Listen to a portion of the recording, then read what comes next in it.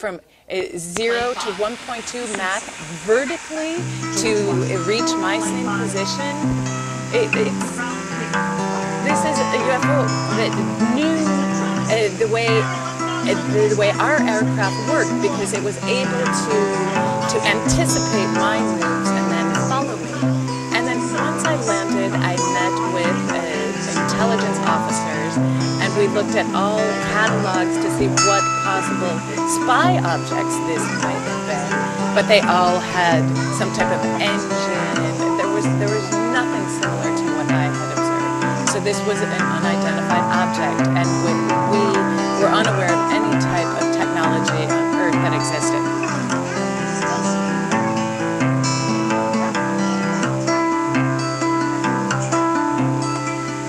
But in the case of Colonel Santa Maria, we can prove that this was not any technology we see here on Earth.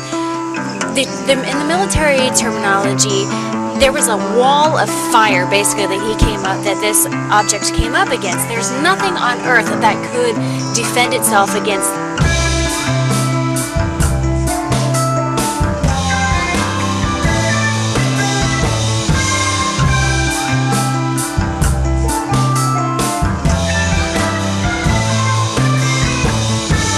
But as the Colonel stated, you asked him what was the impact that it had on that. There was no impact. It absorbed all of these rounds. It actually absorbed it. That is absolutely impossible for any Earth or any technology that we have here on Earth to be able to absorb that type of barrage. Hey, do you agree with the 2 or 3 important points there that Dr. Choy just made? Yes, I do agree, because over time we have talked about the possible situations and the different perspectives that exist. Obviously, I fired, and there should have been some sort of impact, but there was nothing. There was no the bullets didn't even explode. There was no explosion of the barrage of what I was firing. So it just absorbed it.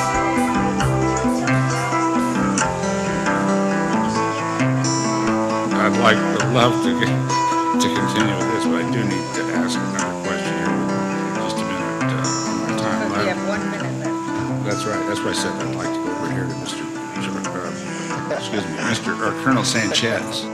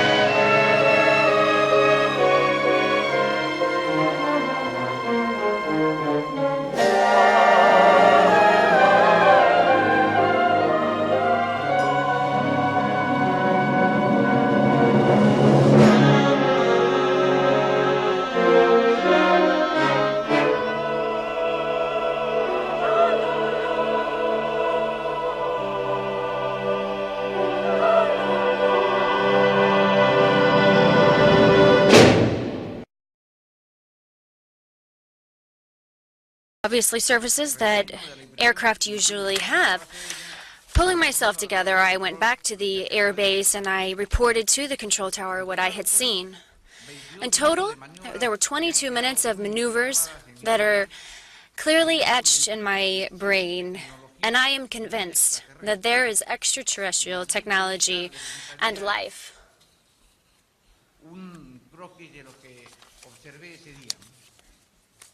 I will never forget what I saw that day. 10 metros por 10 metros. And this is a sketch of what I saw. If you could go on to the next slide. It more or less looked like this. And the two next slides, we can see, oh, this is a photo of me with my plane. This is from 1980. Next, please. This is a Sukhoi 22. Thank you very much. That's the end of my remarks. That must have been some ride.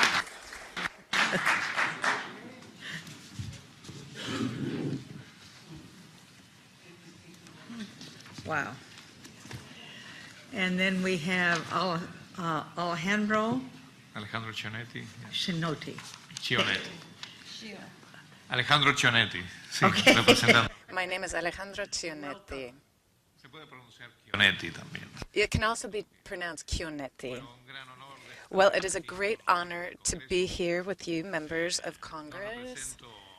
I do not represent any official Argentinian group. I'm here, I am a news producer for the third largest Spanish channel here in the United States and have been here for many years, but despite that, I have not stopped investigating my dear country of Argentina, and I thank you for this great invitation. I'm happy to be here on behalf of Argentina and other countries.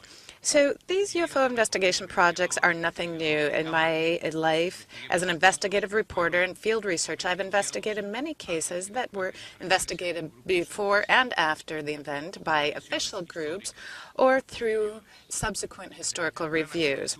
From my very early childhood, I was a part of a civil investigation group that sought cooperation with official entities, and we, these special and noble species called UFOologists, in the 1980s, my group, the UFO Investigations Commission, or CU as it's known, which is directed by Dr. Joseph Allen Hynek, who is a recognized astronomer and advisor to the Blue Book Project. It chose us as representatives of this organization as editors of its bulletin in Spanish and the International UFO Report. At that time, Hynek was seeking international exchange, and the timing was perfect. We brought him to the National Commission for Space Studies, called NIE, with the hopes to reinvigorate our efforts and help this phenomenon to be taken seriously and receive support in the investigation of recent cases like the crash that had happened in the north of Patagonia. Investigations in Argentina began with Navy projects, and then later they went to the National Gendarmerie as well as the Air Force. Official projects began to gain support in the 1960s. There was the famous case of Captain Gnotti that I was able to investigate and research years later in Yacanto, a province of Cordoba. There was a sighting of a conical-shaped object on a foggy morning, and it was photographed clearly, and it was analyzed by the National Aeronautics Service. They concluded that there was a dark part on the underside of the object was showing absorption of light or radiation. This was one of the first speculations about the possible energy aspect to UFOs. I'm not sure if we actually have a copy of this image in my PowerPoint. If it is there, we can project it. If not, we'll continue. My first contact with classified archives came through my friendship with journalist Eduardo Ascuy, who was one of the first advisors to the Navy on the naval projects. In the 1960s, the Navy was on alert for the apparition of submerged objects that were not detected by sonar. They moved at high speeds. Sometimes they would fly, and they were in the form of like a cigar. We called these unidentified submerged objects, or USOs. These cases were pursued with the support of American ships, and they helped in the research. Unfortunately, there are no declassified documents on these cases. The first official group of the Navy was called COPEFO, which was the Permanent Commission for the Study of UFOs, and it was led by now late Captain Omar Pagani.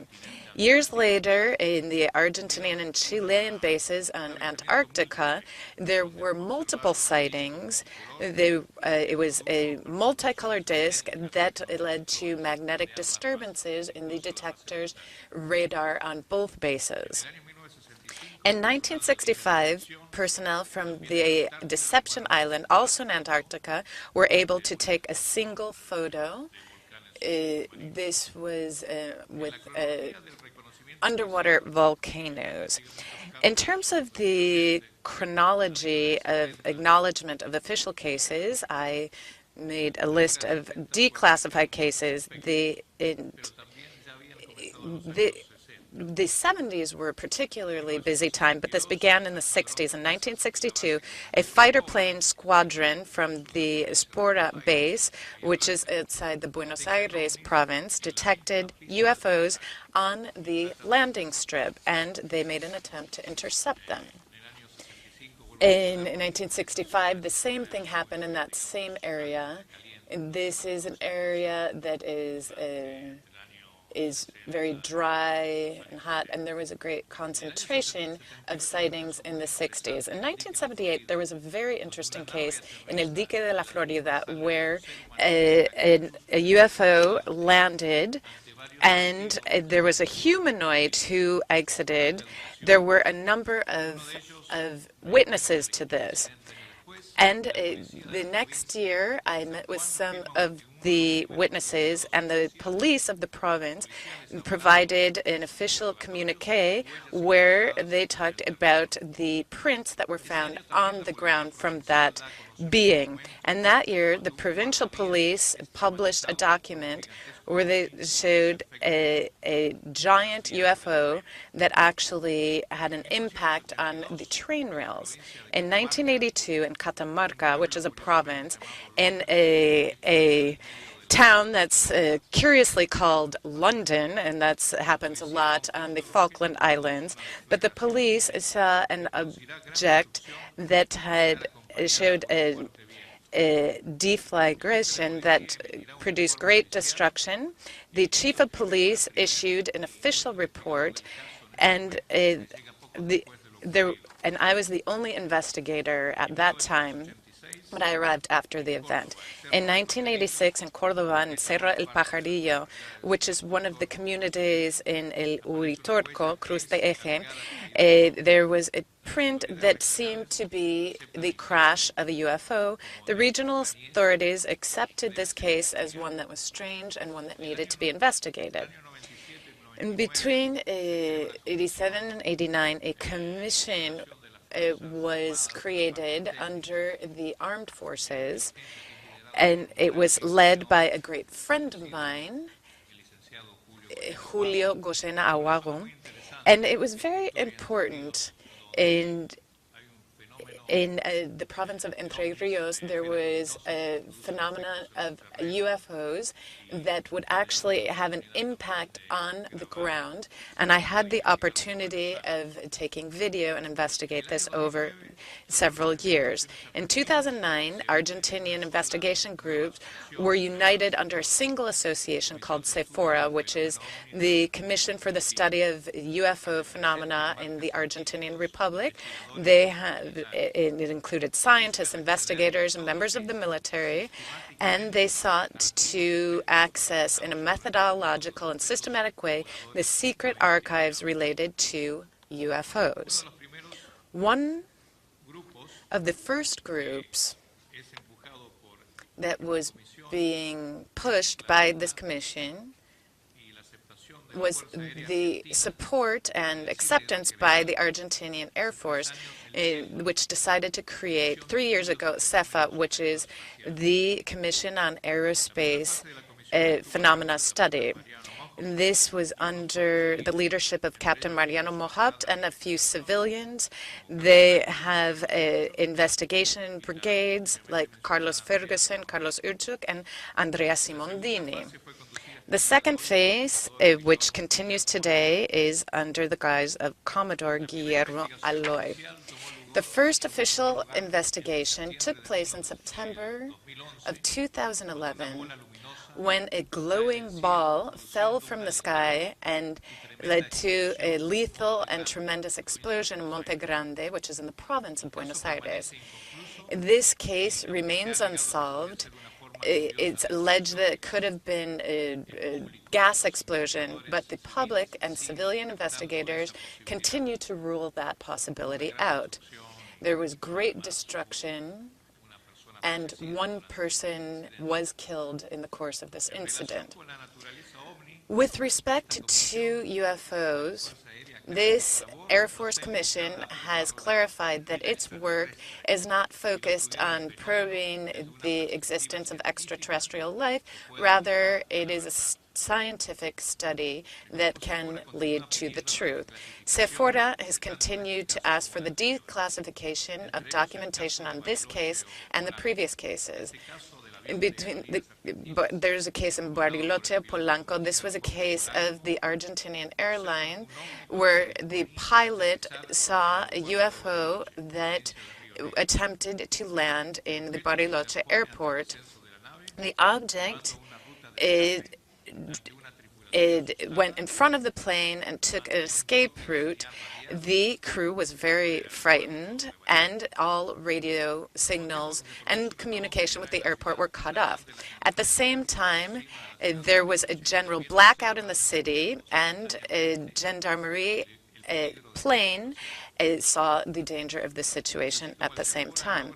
So Sephora was able to get transcripts of the communications between the aircraft and the tower. However, it has not been able to obtain the documentation prepared by the gendarmerie. Although they have recently begun to declassify cases like the case of Campo de Mayo in the province of Buenos Aires from November 1972. At this time, an object in the shape of a half moon, which had a light of a smaller size underneath, began to make emergency maneuvers. So Sephora is currently in talks with different ministries for UFO declassification. One is the Ministry of Defense, under which the Air Force and the Navy fall. The other is the Ministry of Security, which includes the National Gendarmerie and the Prefecture.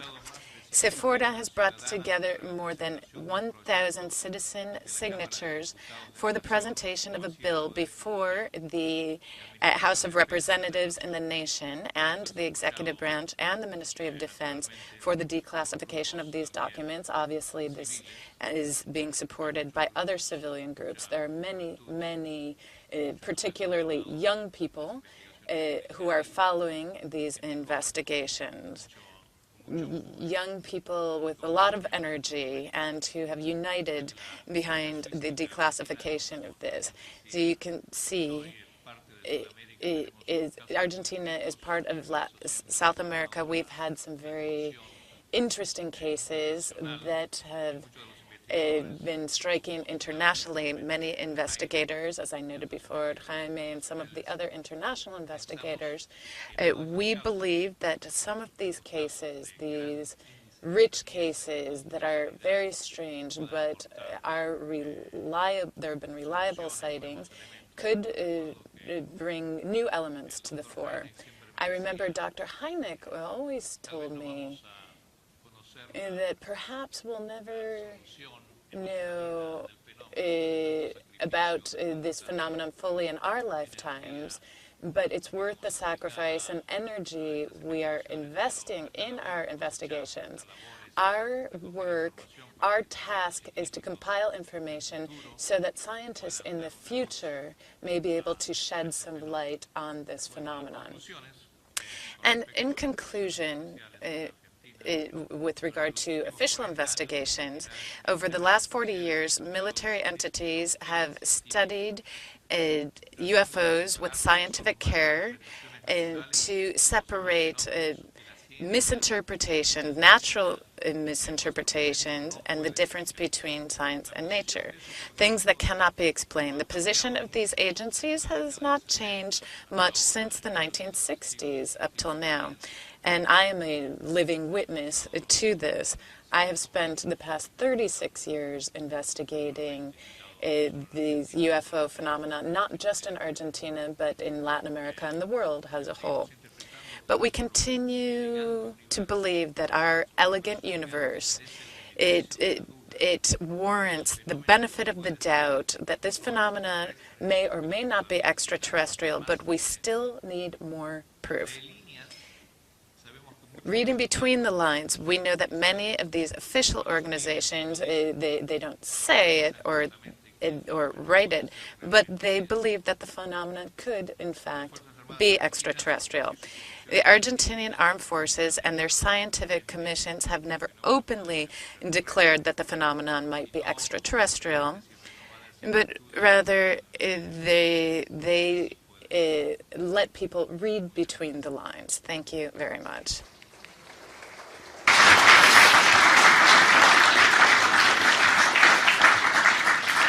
Thank you very much, and I want to thank all of you. We're going to take a short break, and then we will come back and have questions. So what do you think, 15 minutes? 15 minutes, so if we can be back at 11:15, that would be perfect. Thank you.